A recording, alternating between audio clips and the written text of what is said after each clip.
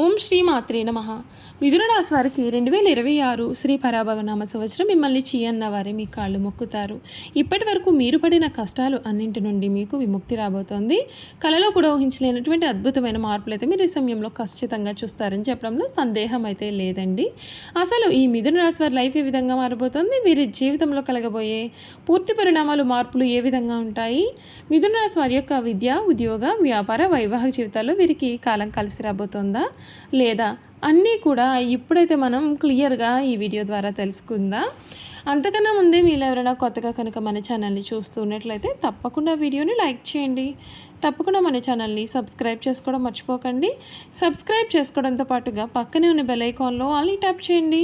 ఈ విధంగా చేయడం ద్వారా మేము పెట్టే ప్రతి వీడియో కూడా మీకు నోటిఫికేషన్ రూపంలో కనిపిస్తుందండి. మీరు మిస్ కాకుండా మన వీడియోని చూడగలుగుతారు. ఇక వీడియోలోకి వెళ్ళిపోయి మిథున రాశి వారి గురించి తెలుసుకుందాం. మృగశిర 3-4 పాదాలు, ఆరుద్ర 1-2-3-4 పాదాలు, పునర్వసు 1-2-3 పాదాలు ఎవరైతే జన్మించి ఉంటారో వారు మిథున రాశికి చెందుతారు. దంపతులు ఈ రాశికి చిహ్నంగా శాస్త్రాల్లో చెప్పబడి ఉంది. ఈ రాశి ద్విస్వభావ రాశి మరియు వాయుతత్వ రాశి. సన్నని పాదాలు, నిశ్చితమైన దృష్టి వీరు కలిగి ఉంటారు. వీరు కుశాగ్ర బుద్ధి కలిగి ఉంటారు. ఇతరుల అభిప్రాయానికి తగ్గ ప్రవర్తన కలిగి ఉంటారు. కాలానుగుణంగా వీరు ప్రవర్తిస్తూ ఉంటారు. మిథున రాశి వారు చక్కటి శారీరక నిర్మాణాన్ని కలిగి ఉండి వయసు కనిపించని యువకళ కలవారుగా ఉంటారు. వార్ధక్యం వచ్చే వరకు కూడా వీరు వయసులో చిన్నవారి వలె కనిపించారు. వీరు పొడవుగా నిటారైన దేహాన్ని, ఆజానుభూతత్వాన్ని కలవారుగా ఉంటారు. వీరికి చాలా తెలివితేటలు అనేవి కూడా ఖచ్చితంగా ఉంటాయని చెప్పడంలో సందేహం అయితే లేదు. ఈ మిథున రాశి జాతకులు ఎవరైతే ఉన్నారో వారికి సమయం తెలివితేటలు ఉన్నప్పటికీ మనోబలం కొంత తగ్గే సూచనలు కనిపిస్తూ ఉన్నాయి. కొన్ని నిర్ణయాలలో అయోమయం ఉండవచ్చు. ప్రణాళికతో పనిచేస్తే విజయం సాధ్యం. శ్రీ లక్ష్మీ ధ్యానం మీకు ఎంతగానో మేలు చేస్తుంది. ఉద్యోగ ప్రయత్నాలు విజయవంతమవుతాయి. ఆత్మవిశ్వాసంతో పనులను ప్రారంభించడం ద్వారా ఆశించిన గుర్తింపు మీకు దక్కుతుంది. సామాజిక సేవా కార్యక్రమాల పట్ల ఆసక్తి పెరుగుతుంది. తద్వారా కీర్తి ప్రతిష్టలు కూడా వస్తాయి. విజ్ఞాన సముపార్జన నైపుణ్యాలను మెరుగుపరుచుకోవచ్చు. ఇది అనువైన సమయము. దృఢ సంకల్పంతో వ్యాపారంలోని అవరోధాలను అధిగమిస్తారు. సంభాషణలో స్పష్టత, కుటుంబ సభ్యుల సలహాలు విజయానికి సోపానాలుగా నిలుస్తాయి. శ్రీ సుబ్రహ్మణ్యేశ్వర స్వామివారి ఆరాధన మీకు శుభకరమైన ఫలితాలు కూడా అందిస్తుందని చెప్పడంలో సందేహం లేదు. ఈ మిథున రాశి జాతకులకు ఈ సమయంలో కలగబోయే మార్పులు ఏ విధంగా ఉంటాయో ఇప్పుడు మనం తెలుసుకుందామండి. ఈ మిథున రాశి జాతకులు ఎవరైతే ఉన్నారో వారికి సమయంలో సామాజికంగా మీ యొక్క కీర్తి ప్రతిష్టలు పెంచుకోవడానికి బహుశా ఈ సమయంలోనే ఇది అత్యుత్తమమైనటువంటి సమయంగా చెప్పవచ్చు. పదవింట ఉచ్చస్థితిలో ఉన్న శుక్రుని కారణంగా మీ యొక్క కార్యాలయంలో మీరు వెలుగొందుతారు. కళలు, మీడియా, డిజైనింగ్ లేదా విలాసవంతమైనటువంటి వస్తువుల రంగాల్లో వారికి భారీ విజయం మీకు దక్కుతుంది. మీ యొక్క వ్యవహార శైలి, ఆకర్షణ ఎంతటి కఠినమైనటువంటి విమర్శకులనైనా కూడా మెప్పిస్తాయి. శని కూడా పదవింట ఉండడం వలన ఈ యొక్క కీర్తి అంతా కూడా కేవలం అదృష్టం వలన కాకుండా మీ యొక్క కఠిన శ్రమ పునాది పైన నిర్మించబడుతుందని భరోసా ఇస్తుంది. ఈ రాశి వారికి సమయం సూర్యుడు కూడా మీ యొక్క పదవింట ప్రవేశించి శక్తివంతమైన దిగ్బలం పొందుతాడు. ఇది ప్రమోషన్, కొత్త నాయకత్వ బాధ్యతలు లేదా ప్రభుత్వ అనుకూలతను సూచిస్తుంది. మీరు అధికారులతో ముందుకు సాగుతారు. అయితే 9వ ఇంట ఉన్న కుజరాహుల ప్రభావం వలన అహంకారానికి పోకుండా మీరు గురువులు మరియు పెద్దల యొక్క సలహాలను పెడచెవిన పెట్టకుండా చూసుకోవాలి. ఆర్థిక ప్రవాహం సానుకూలంగానే ఉంటుంది, కానీ సరియైన నిర్వహణ అవసరం. 9వ ఇంట గ్రహాల కలయిక వలన ప్రయాణాలు, ఉన్నత విద్య లేదా ధార్మిక కార్యక్రమాలకు సంబంధించినటువంటి ఖర్చులు కూడా ఉంటాయి.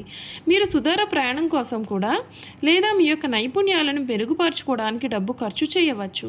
శుక్రుడు మీ యొక్క వ్యయస్థానానికి అంటే 12వ ఇల్లు అధిపతి అయ్యి పదవింట ఉచ్చస్థితిలో ఉన్నందున మీ యొక్క వృత్తిపరమైన అలంకరణ లేదా ఆఫీస్ అలంకరణ కోసం కూడా మీరు ఖర్చు చేసే అవకాశం కనిపిస్తోంది. విదేశీ వనరులు లేదా ఎగుమతి వ్యాపారాల ద్వారా లాభాలు బలంగా సూచింపబడుతూ ఉన్నాయి. మీరు ట్రేడింగ్ లేదా షేర్ మార్కెట్లో ఉన్నట్లయితే కనుక 5వ మరియు 9వ ఇళ్లపైన గురుదృష్టి ఒక భద్రతను ఇస్తుంది. కానీ కుజరాహుల కలయిక అధిక ప్రమాదం ఉండేలాగా ఊహాజనిత పెట్టుబడులకు వ్యతిరేకంగా హెచ్చరిస్తోంది. సురక్షితమైనటువంటి దీర్ఘకాలిక పెట్టుబడులకే కట్టుబడి ఉండండి.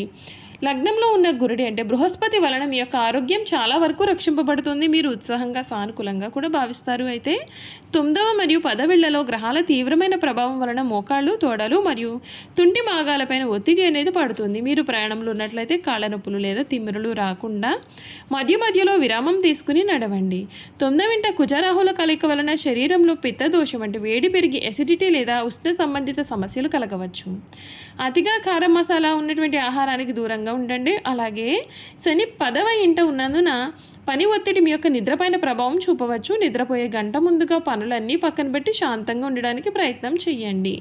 గృహ జీవితం ప్రశాంతంగా ఉంటుంది, కానీ మీ యొక్క దృష్టి అంతా కూడా బయటి ప్రపంచం అంటే కెరియర్ మరియు ప్రయాణాలపైన అధికంగా ఉంటుంది. 1వ ఇంట ఉన్న గురుడి యొక్క దృష్టి 7వ ఇంటిపైన పడడం వల్ల మీ యొక్క జీవిత భాగస్వామితో అనుబంధం సామరస్యంగా ఉంటుంది.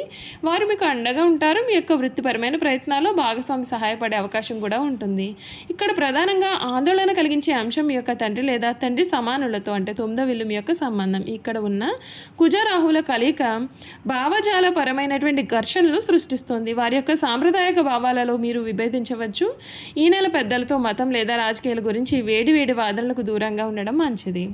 విదేశాలలో ఉన్నత విద్యను అభ్యసించాలి అని అనుకునేటటువంటి విద్యార్థులకు ఈ నెల జీవితాన్ని మార్చేదిగా ఉంటుంది.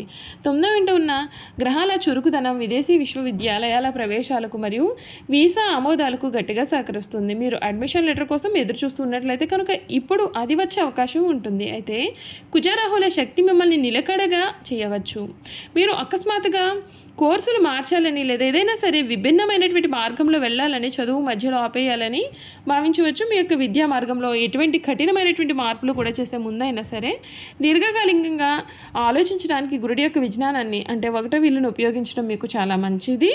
మీరు చేయాల్సిన కొన్ని పరిహారాలు ఏమిటి అంటే వృత్తిపరమైన అదృష్టాన్ని ఒడిసి పట్టుకోవడానికి మరియు 9వ ఇంటి తీవ్రతను నిర్వహించుకోవడానికి కూడా మిథున రాశి వారి క్రింది కొన్ని పరిహారాలు పాటించాల్సి ఉంటుంది.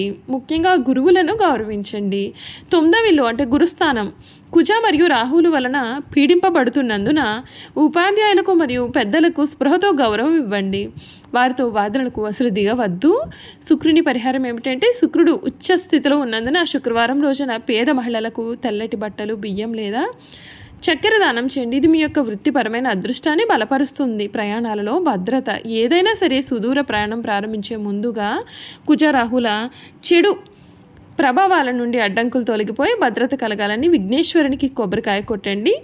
మంత్రపఠనం మీ యొక్క లగ్నాధిపతి అయిన బుధుడిని బలపరచడానికి బుధవారాలు విష్ణు సహస్రనామ పారాయణం చేయండి. మీకు అంతా కూడా మేలే జరుగుతుందని చెప్పడంలో సందేహం లేదండి. చూసారు కదండి, మిథున రాశి వారి గురించి అయితే క్లియర్గా తెలుసుకున్నారు కదా.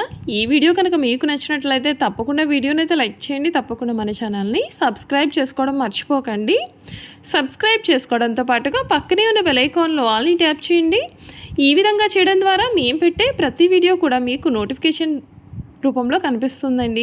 మీరు మిస్ కాకుండా మన వీడియోని చూడగలుగుతారు. అలాగే మిథున రాశి వారిలో మీ స్నేహితులు కానీ కుటుంబ సభ్యులు కానీ ఎవరైనా ఉన్నట్లయితే తప్పకుండా మన వీడియోని వారితో షేర్ చేయడం మాత్రం అసలు మర్చిపోకండి. Thank you for watching.